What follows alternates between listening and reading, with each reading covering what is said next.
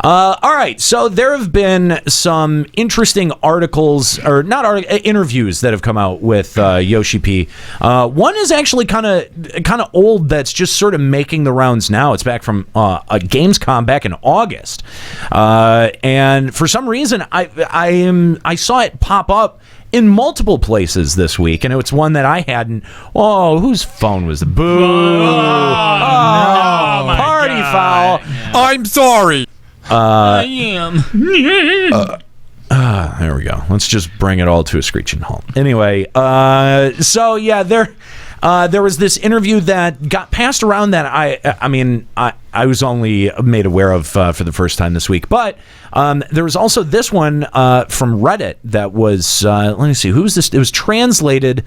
Let me bring up the actual thing here. It was translated by Elevenmile. Oh, that's an interesting name. All right, so shout out to 11mile. So the thing is that I've read through this a couple of times, and I have trouble making really heads or tails of exactly what is being said. I don't know if it's the translation, or if it's like if the translation is being too literal and the discussion is too conversational to really translate over very well. I don't know, and I don't know what this guy's handle on either one of the languages is, but I thought it'd be funny. Let's have Juxta go ahead and tell us about this interview.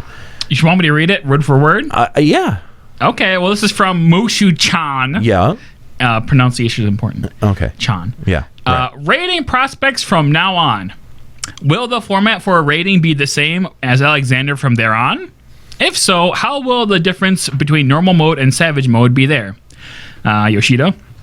In other words, a question of, quote, motivation, Okay, so I feel is this like straight from us? I feel like this is aimed at us a little bit. I mean, I feel like we're the ones that talk about motivation a lot. Oh, do we maybe bring that up every week? Nobody else cares about motivation but us. No, I'm not saying that, but I feel like we bring it up every week. We do. It really is a very strong theme of this show, and something that we've identified. I think it was a problem that we identified pretty early on.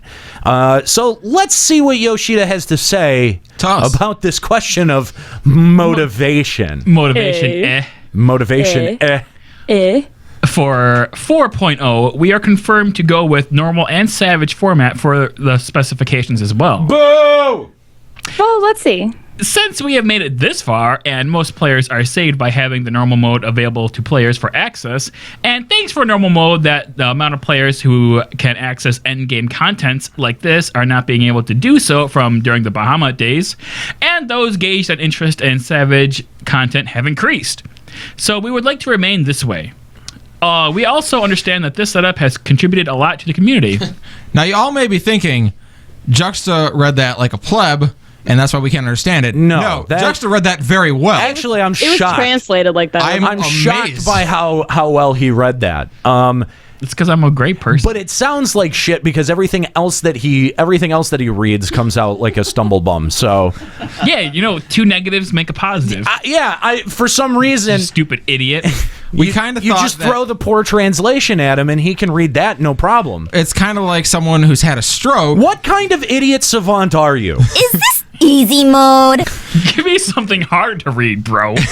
It's kind of like he's had a stroke. We put it through the translator, and now it's like this encrypted message, but he reads that like normal. Ugh, idiot.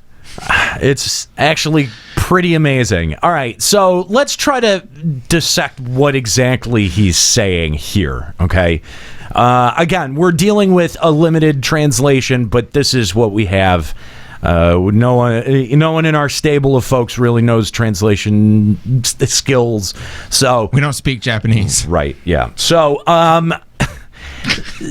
right. I think what he's trying to say is that since they've made the adjustment to the story mode and savage mode structure, players have, having normal mode available to access they're looking at that as like more engagement among the players. And my question is that, I mean, like, when he says that interest for Savage has increased. He's probably comparing that to Gordius or to.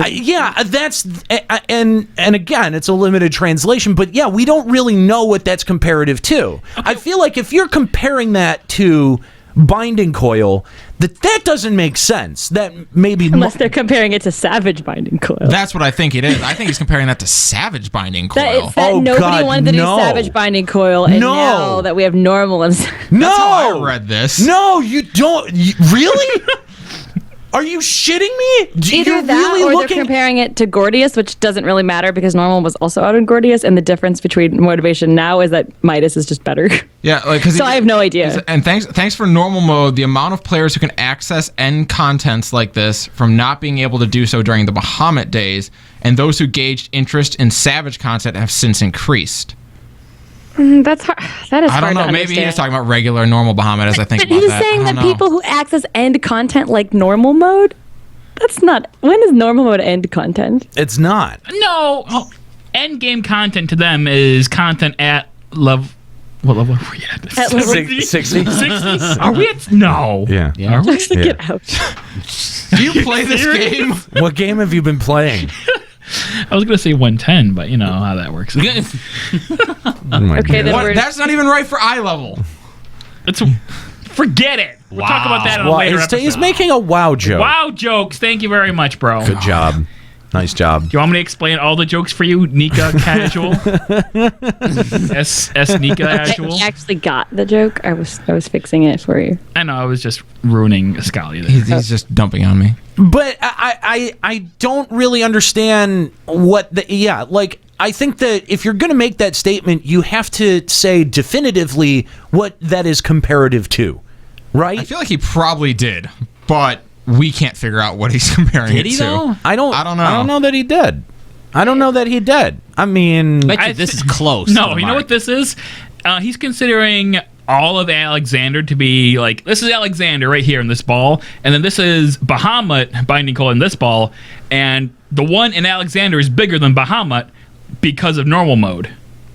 That's what he's saying. He's saying more people are doing Alexander than did Binding Coil. That's what I thought too until he says most people are interested in Savage content. Yeah, which that's to me differentiates it from Alexander altogether. The Alexander altogether ball is where he just says, thanks for normal mode, the amount of players who can access endgame content like this can now do so when they couldn't in Bahamut. To me, that's saying all of Alexander. But then when he says those gauged interest in Savage content have increased, that is specific to Savage. I don't know. Any way we're cutting this, none of this really seems all that great. I don't know. None of it seems all that encouraging. It's a FanFest question. Yeah, Okay, no, how about this? Yeah, there you go. So the Savage mode from Bahamut is a lot smaller than the Savage mode from Alexander because there's only the one Savage mode. This makes sense. He's comparing apples to moldy apples. No. Apples are a lot better than moldy ones, I'll tell you what. All right, let's move on. Let's keep going here. All right, and then comes the differentiation between normal and Savage. Mosu-chan. For Gortys, the bosses from floor 1 through 4 saw no changes, and therefore, visual-wise, there were no fresh changes. But for Midas floor 4, bosses saw an additional wings and added a little motivation. Only 8 saw that. And these changes are a welcome addition, so it'd be nice if we could have them. He said Midas floor 4. Yeah, Midas floor 4. Correct. Did I say Midas? Well, yeah. Yeah. No. Oh, okay. Yeah, But he's right. he's the bosses saw additional wings. I feel like he's complaining that the bosses are boring and that the only one that changes is the last one. I don't know. Like, literally, does that mean, like, visually there's wings? No, he does. Like, in AA, when you kill him, he, like, regenerates with, like, stronger health and big flying wings, and he flies around like cray-cray. Gotcha. Yeah. So, I mean, it was a little addition, a little difference between the two. And Moshu-chan's like, hey, that was really great. Make all the bosses different from the normal bosses. Yeah. Which Just think about that fair. disconnect. Hey, But have this normal mode, but then make Savage mode completely different from normal mode. So, you know what? Just make 2 different raids. Well, no. I mean, I think that is a small... a very small change that you can add. Because what is the difference between, even visually, between doing the 2 fights? Like, in in a lot of instances, some of the move sets are even the same. Like you don't even get, like you'll get different patterns and different, different tuning of the moves, but having an additional graphic, a little like bonus thing. I get what he's saying, that it's cool and that it might provide, like that's very little development that you have to put on. Like that's just one asset that you add. Well, A7 got an extra rolly ball. That counts. It's not an additional asset. That's wait, does the ball look different? Is it flaming? Nope. Control C, Control V. That's it. One point is really good at that. But I think that's kind of a good point. But all right, let's see what Yoshida has to say. Yoshida says, we thought of wanting to do this for Alexander Creator, Tendo Hen, quote, Celestial Chapter, as well, but since we have made this to be just a conclusion to the Alexander chapter, we did not get that involved in those changes. Serious? Although for that portion, we're still putting in some adjustments, as in making it as flashy as it can be. Although there will be some slight changes between normal and savage in terms of something that was mentioned by Moshu-chan above.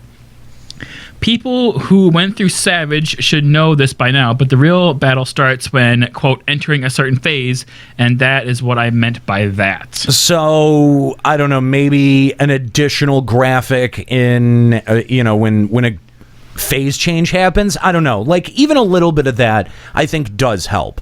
He just flat out says, we thought about making Alexander Creator cool, and then decided because at the end of Alexander, we're not going to make it so cool. Kind of, yeah. All right, not getting that involved. Okay. All right. Well, it's this next statement.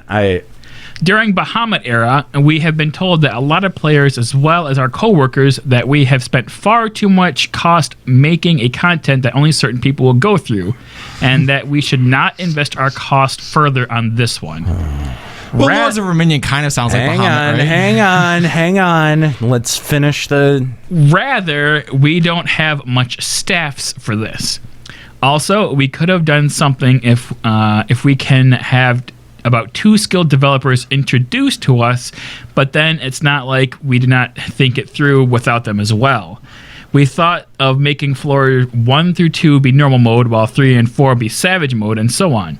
Normal would be the normal usual story, and savage would be the what if story, and so on. Hold on. Okay, so during the Bahamut era, we have been told a lot from players as well as our coworkers that we spent far too much cost making content that only a certain amount of people would go through.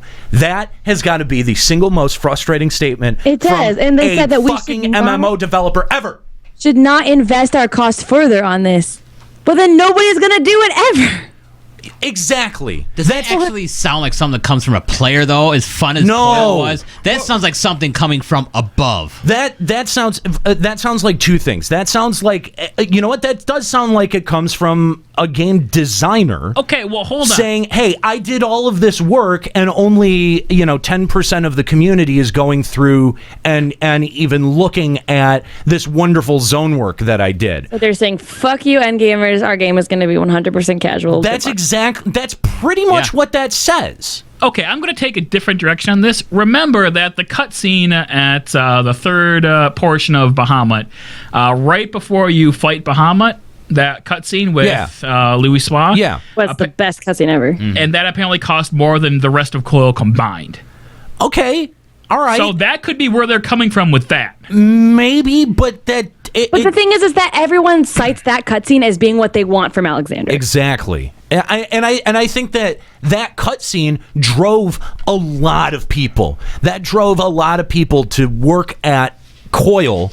It drove a lot of people to demand story mode.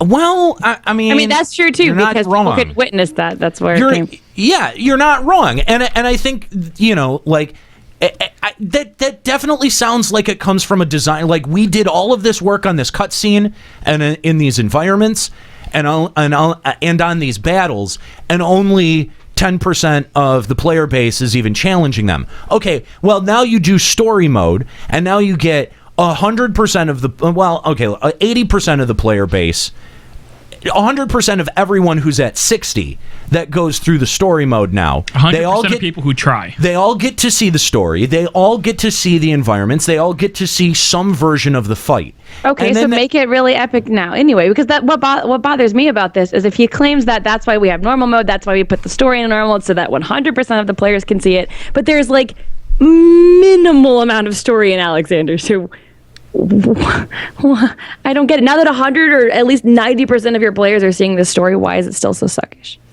I agree, and that's that's exactly where I was building towards. Was that okay? Well, now that you have story mode, we're getting a story that's barely even worth doing, and I think that kind of also undercuts the story mode. You know, like Binding Coil was way better designed and implemented from both a community standpoint, from a game, a player sentiment standpoint, and from promoting and having an end game environment standpoint, right? Like, walking back on this, sure, now everybody gets to see all of the hard work that your dev team is doing, but I mean, you're the amount of people that are challenging what is considered end game content, and I hate the fact that they could even try to consider Savage Coil as their savage to savage comparison, because they need to compare Binding Coil to Savage Alexander. Yes. And I guarantee you that the amount of players that are challenging and clearing that content is way down. Way sure. down. Absolutely. Way down. I mean, we even seen the numbers for that. It was down. Yeah, absolutely. It's been objectively down. But the thing is that they've been undercutting themselves the entire time. And I don't think that they realize that.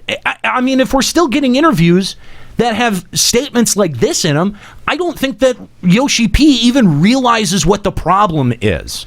I like this idea near the end of it. They talked about where we thought of making floor 1 to 2 be the normal mode, and then so that's the story, that's the canon story, and then 3 and 4 are kind of like this what if like retelling of it. That could have been something different, interesting. Like at least that's an incentive. Well, if they did that between normal and Savage and made Savage have a different take on the story, I think that would provide a different incentive. I think that would be a fun thing to do. It could be, and then also people that aren't doing the Savage ones might be like, well, it's not the canon story, so it's not that important anyway. Right. So they might not be as upset about not seeing it. Right. Maybe. But I hate the idea of doing floor 1 to 2 normal mode, 3 and 4 Savage mode, because that cuts your content in half. Yeah. You're cutting your content in half. So no, you have to release 8 floors every time, 4 normal ones and 4 Savage ones. So have that staggered by updates. Have that be, you know, like we're getting raids every other update. Have one, you know, have 3.1 be a normal mode update, and then a 3.2 be your Savage mode update. They can put in the normal mode updates when they put in the 24-man content. There you go. I mean, look, we're Square Enix. We're even brainstorming ways that you can try to like cut corners on your development. Yeah, but hold on. What credentials do we have? I mean, are we JP? Oh. We're not. I don't think we are. No. No. What I don't understand is they condition everybody to do shit so easily, and then they complain that nobody does the hard content. They don't have any middle ground to build upon the game. I mean, I thought their goal was to make people want to do the hard content, but now they're like this flat out said that we consider all of Alexander to be endgame content, that bothers me. As it should, Nika, as it should. I'm bothered by them saying that they're understaffed. Yeah, we knew that, how though. the hell are you understaffed? But, we knew that they have a small development team. No. 15. Yeah, that's what I was going to say. That totally supports my theory that they've been pulling people off of 14 to try to fix this mess that is Final Fantasy 15. So, do you think come November 15 is released, do you think Square Enix is going to be gracious enough to give 14 their development people back? No. Have you ever known a development staff to get bigger on an aging project? I've never heard that. I've never World of Warcraft? Well, Okay. Okay. Someone who doesn't buck every trend ever. Fair enough. You're not wrong. Yeah, They probably take the Kaizen management, which was they just start it big and then they just work it down. yeah. Well, that's Little by little. That's exactly what we saw happen with FF11. But see, that bothers me because 14 is making them quite a bit of money every single month. Why wouldn't they want to put people back on it so that it could make them like more money? Like if they present, hey, we know our player base wants this epic story, but we don't have the staff to do all this development. Can you give us 2 to 5 more people and we can make you 3 times as much money? Why wouldn't they say okay? Because they're gonna go free to play in 6 months anyway. No, I doubt that. I doubt That's a that. big announcement at FanFest. Oh, God. Right, No. right at the end. I'm telling you, if 11 is not free to play, 14 will not ever be free to play. They're both going free to play at the same time. Lose my mind. No, I mean, what happens if that's the big announcement? Don't tear my heart out right now. I don't stop laughing until I get home. Do we riot? I laugh the whole plane ride home. Boo that fucker right off the stage. Subscription fee or riot. I laugh as my plane goes down due to turbulence. I mean, remember the big cheer line? The big cheer line 2 years ago was no pay to win. No pay to win. So, I mean, I don't know, man. I'm worried. I'm concerned. All right, we've still got a couple of paragraphs left on this. So We Jeff, thought that a lot, but then who would do? okay, go. Let's talking try about it. the floor 1 and 2 normal mode, floor 3 and 4 savage mode. Right. Yes. Okay, we thought of that a lot, but then who would do so? You see, on the other hand, by putting some lever, as in a pseudo incentive in this context, into the rewards, it would create this, quote, we have to do this kind of obsessional and forced incentive onto players. So we did not go with it Why? because we don't want to incentivize anything. But oh my god, Because they don't want players to feel forced to do content, in a game. That has Hold on, let me finish the paragraph. And we made it easy, and we made it a child's play. It will just take away the interesting part of the content, so we can't do that as well.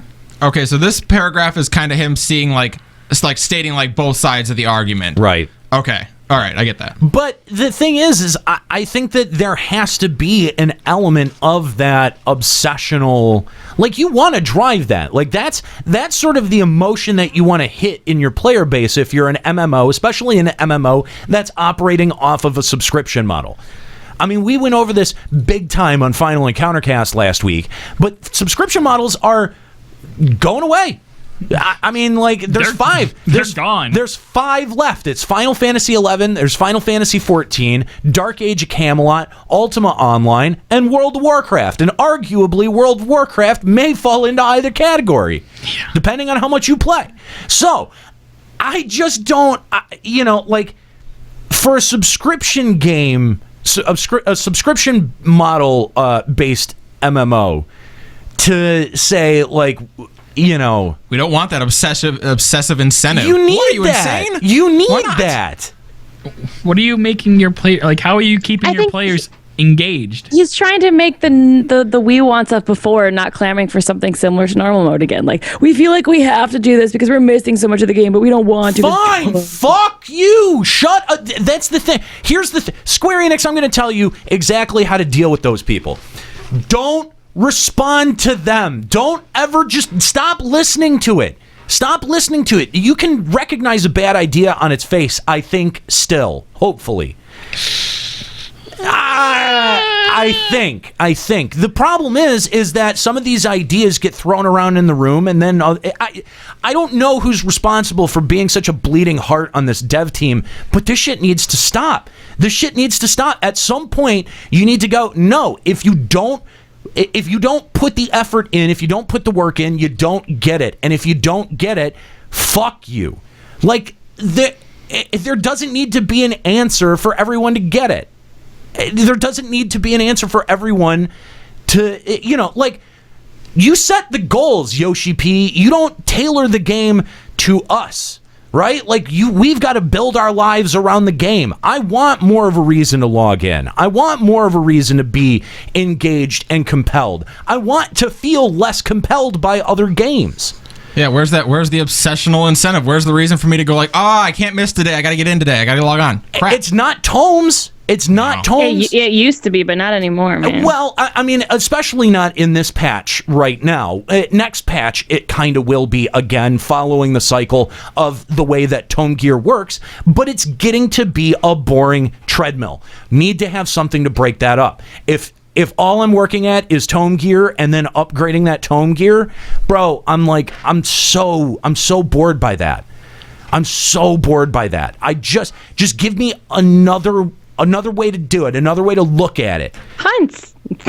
Not hunts. Not hunts. Shut up, Nico. That's the one thing I'm taking off the table. You can't say hunts. Not that one. No, I didn't even do hunts this time around when they added stuff to it. I'm just so bored of hunts too. Honest to God, I would not be upset if they funneled us into things like Diadem or like Palace of the Dead to be able to get relevant or even better gear. Like, and again, this is what we've been saying for a long time, is that, if these events had a compelling reason to do them, I think more people would do them.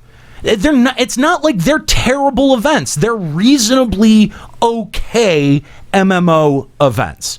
And more people would grind them ad nauseum if they thought that they were going to get a reward out of them. Again, I mean, RNG gear, like low drop rate gear that comes out of the very end game battles. I mean, give your raiding scene a reason to stay engaged past getting the gear that they want. Like, once you get the gear that you want for your main job in raiding, I mean, I know that you've got an attachment to your raid group and you want to keep helping them out, but honestly, what reason is there to keep raiding after you've decked out your main class? I mean, I also have a strong attachment to my secondary class, so I want a person who would keep going. But I think the motivation for me to keep going at that point is that because once you clear it, it becomes easy and you can do it all in one night. But then I need more reason to log in after Tuesday when I clear all the raid content to log in again. Like, my motivation isn't to keep raiding, it's to keep logging in once raiding becomes like a one night thing. So, again, like, that, to me, that doesn't sound fun. What would be fun is if you got these crazy, high-powered pieces in a low RNG setting out of those. That would keep people there. I mean, no matter what, it would keep people there beyond checking out after they get all of their pieces. Nick, I'm sure you have seen that. I'm sure you've seen someone get all the gear that they want and then fuck off. Maybe not in maybe not in Alexander, but back in Coil.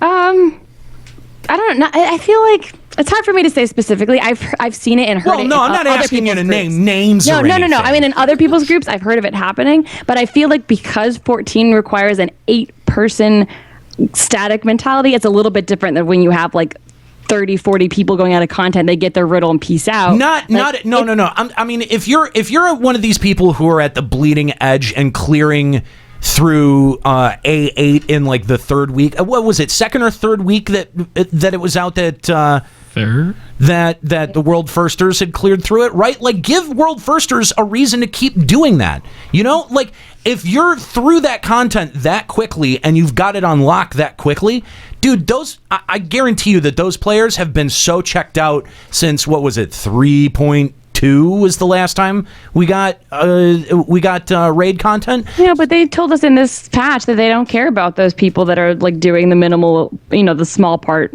Like, they said that, they don't even think that the all of endgame is enough to make a good story, let alone the 0.5% world firsters.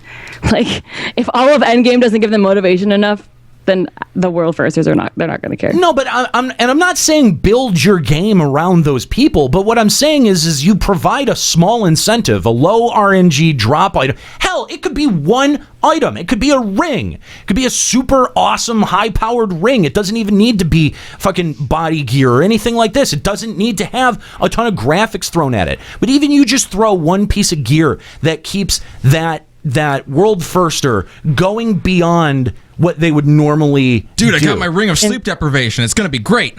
And you know which MMO has taken this idea? Don't say it. Don't say it. We know. We're going to have the conversation soon. We're just avoiding it because it makes us sad. It does make us sad. It makes me sad that, like, I never wanted anything to do with this With MMO. it. No. And now I keep saying, well, FF14 can learn a thing from it. They really could. It shall not be named. But, I mean, that is a very easy way to keep those... I mean, and granted, yes, that is a very small portion of your population, but it is a key portion of your population that you want to keep happy, because those are the people that help the other 98% get better. They help them improve, but they got to get something out of it, right? Like, that's only fair. You can't expect someone who is a world firster to stay engaged beyond their goal. Like, once they get the gear that they want out of what they're doing, it's really like you're really asking a lot of them as a player to go beyond that without properly giving them a reward. It doesn't have to be a high output, and the people who don't get it can go get fucked. That's the answer. That's really the answer, is that these people who complain about not getting stuff, of course they're going to complain. It's the fucking internet. Like, what do you expect? Of course people are going to complain that it's hard or that they can't get the thing that they want. And make it so that everyone wants it. Give me a reason to get fucking plugged back into this shit. It's frustrating, man. It really is frustrating, because it's a very little thing. It's development-wise. You don't even need 2 competent programmers on that one. Am I wrong? Someone tell me I'm wrong. You're wrong. Okay, thank you, because everyone's sitting here looking at me like I'm the asshole. Well, you are. I'm nodding along. I agree. You are the asshole, though. That's correct. Yeah. Oh, okay. Continuing on. There's more. There's so Holy much. shit. We still got 2 more paragraphs, bro. To be frank, we're still working our way around this, considering we would like to put care on the raiding culture in Japan that we have cultivated. For Alexander Creator in 3.4, we would like to see the content walkthrough for this and determine on which aspect we should adjust on, plus where to lower the difficulty, and think further on what to do for the next 4.0 rating content, along with normal and savage difficulty. Since we still have some time before 4.0 rating content hits, so please let us study further on this. That's how much we have been working our way on. So the ink is not dry at all on what rating is going to be in 4.0. They're still very much on the concept stage, it sounds like. I'm pretty sure the canvas is going to be the same, which is 4 bosses in a circular room. I'm pretty sure we're not going to get around that portrait. To be fair, A7 is a square room. Do you think... Square Enix went triangles. Do you think that they would have to introduce a whole new, like, rating type to be able to try to attempt something like a more engaging raid? I mean, I in a way, I do feel like Crystal Tower and Void Ark are... Raids? As sort of their attempt at that. Right? Like, that's their attempt at making something a little bit more engaging. You have trash packs, but even then, a lot of those are tunnels, boss room, tunnel, boss room, tunnel, trash, and in those tunnels, you got trash packs. So what could they do to change that up? I mean, they've tried the dynamic environment with Deep Dungeon. And the concept, which is still just a bunch of square rooms. Yes, but I mean, there does seem to be like a working concept there that they could apply somewhere else, right? Like, if you had a modular dungeon that changed every time you went in it, right? Like, a lot of dungeons have multiple paths already built into their architecture. Now, what if that path was different every time you went in and you couldn't change it, right? Like, it's changed it's determined by the system every time you go in. And you don't know which boss path you may necessarily get. And you've got to kind of adjust for that.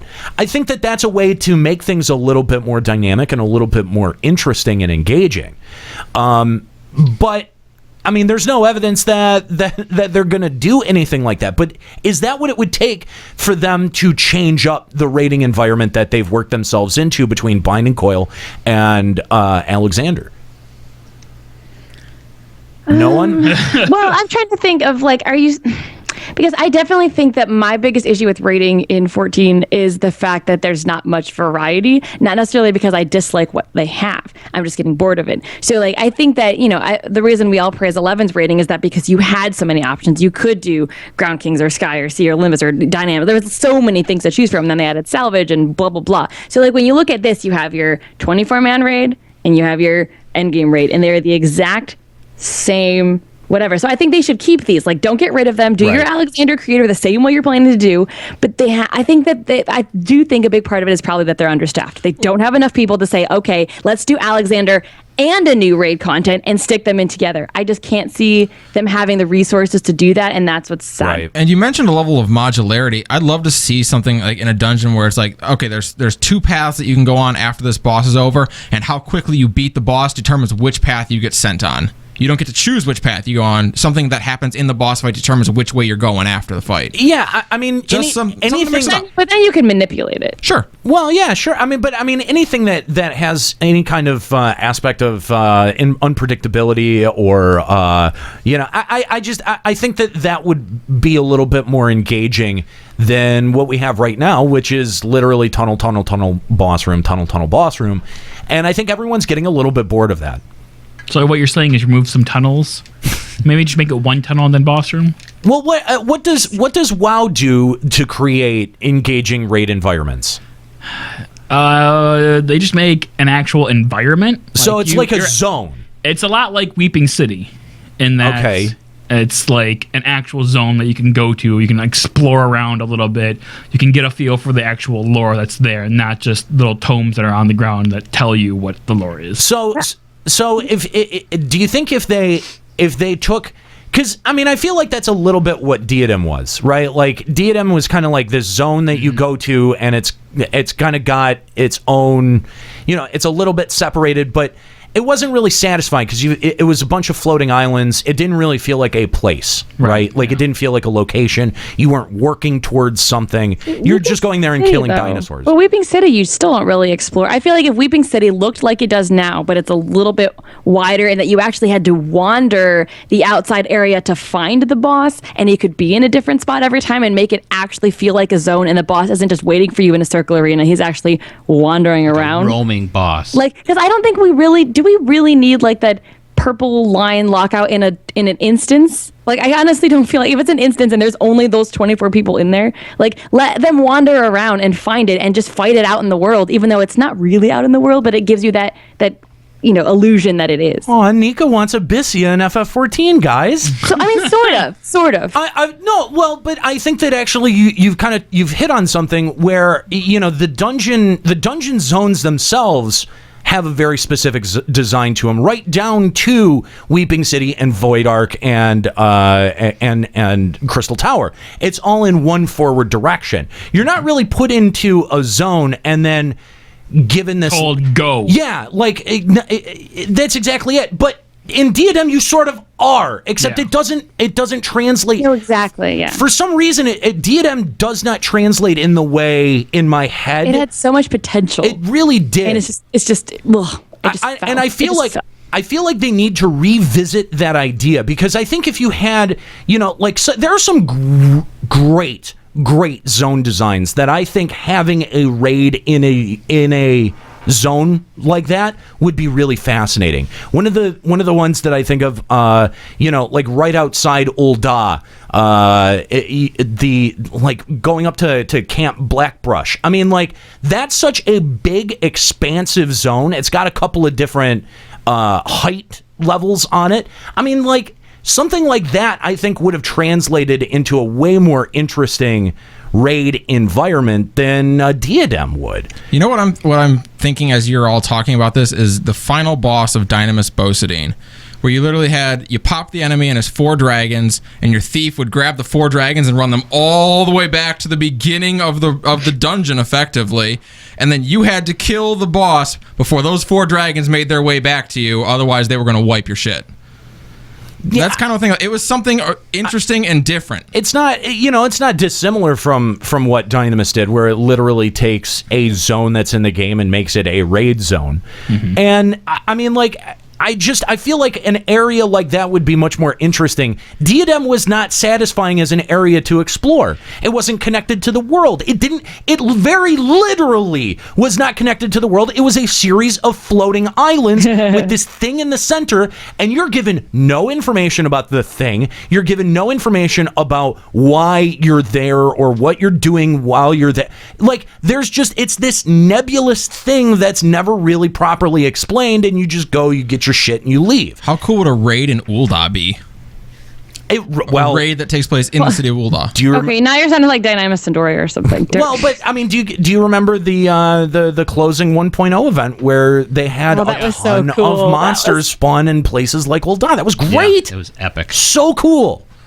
And I mean, like, you can double up a zone like that. You can make now we're looking at El Zabi. Okay. Yeah. So, I mean... All right, sorry. I just want everyone to know that Nero just suggested that Square Enix does less work in terms of zone design and just copy and paste old world zones and then raid in it. Is the desperation he's been driven to. Well, isn't that in gameplay terms something that's a little bit more interesting than the tunnel boss room that we've got? Definitely. I mean, they're trying too hard to make sure they're not like 11 instead of taking what was good about 11 and making it better. And I kind of agree with that. Yeah. There's so much 11 did wrong, but there's so much it did right that in today's modern age, if you built on it, it could be fantastic. And you're like, nope, that was 11. We don't want to be 11. We're staying away from 11. Nope. I even think you literally take the same, almost the same system that was in for Abyssia, and you apply it to FF14. Diadem, it could have been that. It could have been. It was almost. It was very close. It was like on the edge of being that. It could have. You're very right, Nika. It very could have been.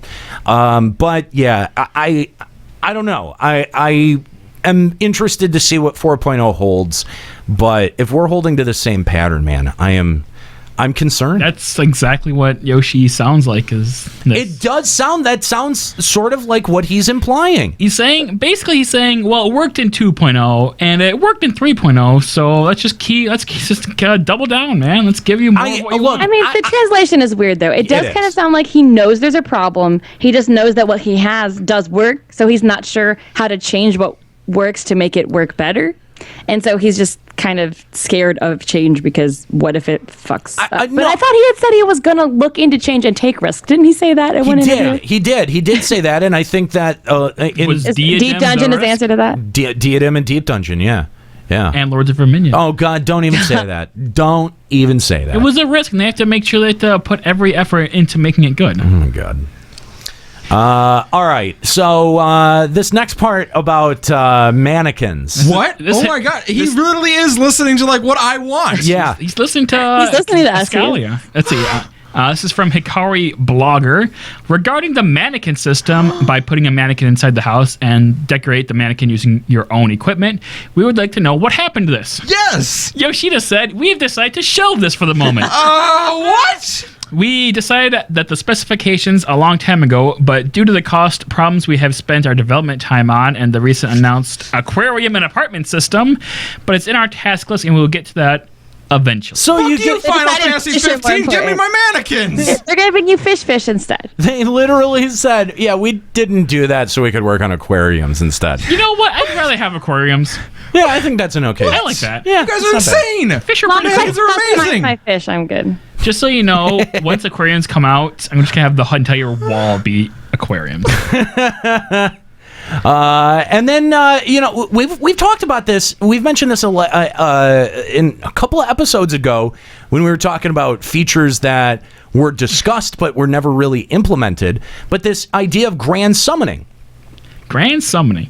Let's see. Moshu Chan says, now that you've mentioned your postpone, so regarding the grand summoning system that you have been mentioning in the past, we would like to know what happened to this. Yoshida says, for the grand summoning system, we have actually decided that the specifications and how it works, it's just that we did not release it due to the timing. Really? Is it for 4.0 and beyond? Yoshu-chan asks. Yoshida replies, sorry, we are not even sure about this ourselves. We thought of making it a quote, ultimate gameplay, and we thought of making it a form of gameplay where one fighting over the right to, quote, grand summon. Moshu-chan, can we know what kind of content this is? Yoshida says, rather than the content, it'd be a reward.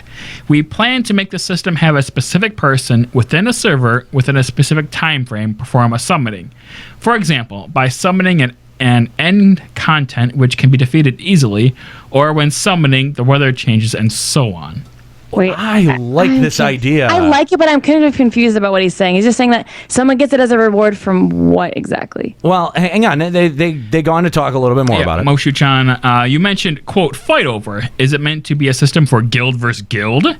And Yoshida replies, we don't plan to make it a fight between individuals, as in not for dueling. When doing a specific other contents, Ifrit pops, and when you defeat Ifrit, you gain the right on Ifrit summoning.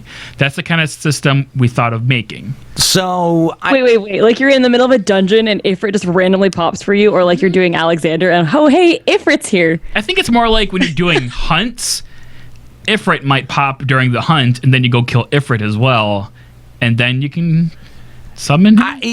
Because what I had understood this system to be was you would have primals that pop in the same way that Odin pops, and it's a bit like a fate, right? Right. And see, this is the part that I don't understand, where you get like a guild versus guild system there, or someone gets the right to summon them. I don't know. Maybe whoever does the most damage to. Because I wonder if it would be something where only your guild could claim it. Maybe it's possible. That could be like your like 24-man alliance claims. Yep, and that when you kill it, your guild or maybe the leader gets the specific right to summon it. But now what I'm wondering is, what's the point of summoning it? Because we don't have overworld H&Ms. We don't have something that's so difficult to defeat that it would be so awesome to have this like instant kill because you had the right to summon Ifrit this day. Like, I mean, unless you could take it into like Alex 8 and have a one-time summon kill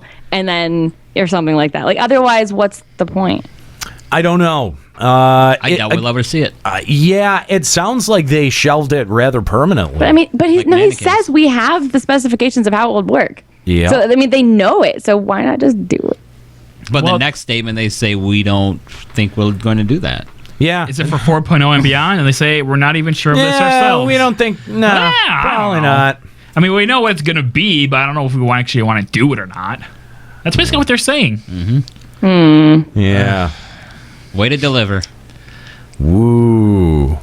You know what? I'm looking forward to Platoon. Maybe this is why they so specifically say like what they're allowed to talk about in interviews. Well, yeah. Because this is what they get otherwise. Yeah. But I mean, he actually has dropped a lot more information than we normally get from an interview. Well, This is a lot more than I thought we'd hear. Again, this is a Japanese interview with Japanese media, and I think that they're far more candid when doing, and the language barrier has a lot to do with that. That's not a judgment. That's just, practicality. So yeah, it is interesting. I thought it was worth talking about some of these responses from Yoshi-P, even if they weren't maybe translated perfectly. So again, shout out to what was that, Elevenmile that did that? Yep, 11-mile. Thank you, Elevenmile. No mannequins. What the? Yeah, right. You triggered? A little, yeah. But they said that it is on their list and they will do it. So that one I think you will see. eventually. First Wyvern minions and now mannequins. Fuck you, Square Enix.